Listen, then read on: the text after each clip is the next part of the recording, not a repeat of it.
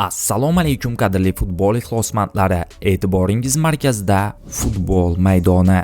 Qadrli futbol ishqibozlari, sizlarni o'zimizni ishonchli hamkor PinUp platformasiga taklif etaman. Bizning promokod orqali ro'yxatdan o'ting va bonuslarga ega bo'ling.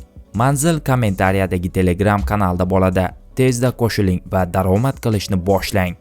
Demak, biz ham bugungi dasturimizni boshladik.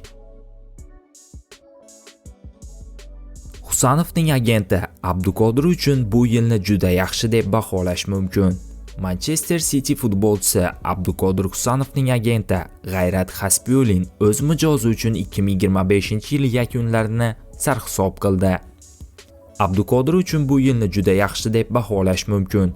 U Fransiya chempionatidan Angliya Premyer Ligasiga katta sakrash qildi. Futbolchi Manchester asosiy tarkibida o'z o'rnini topdi. O'zbekiston terma jamoasi bilan jahon chempionatiga chiqdi. Hozir u muntazam o'yin amaliyotiga ega bo'lmoqda.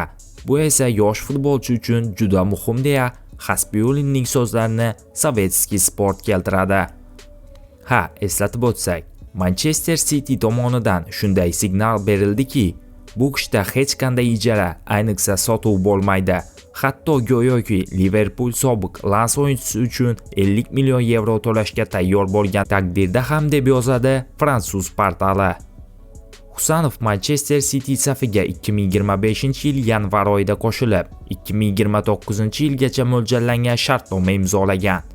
U klub va Angliya Premyer Ligasi tarixidagi ilk o'zbek futbolchisiga aylandi. Ma'lumotlarga ko'ra, transfer summasi bonuslarsiz 40 million yevroni tashkil etgan.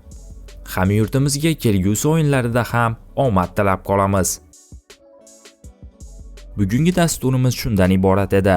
Video sizga ma'qul kelgan bo'lsa, bir dona like bosishingizni va kanalimizga obuna bo'lishingizni so'rab qolamiz. E'tiboringiz uchun katta rahmat. Bizni kuzatishda davom eting.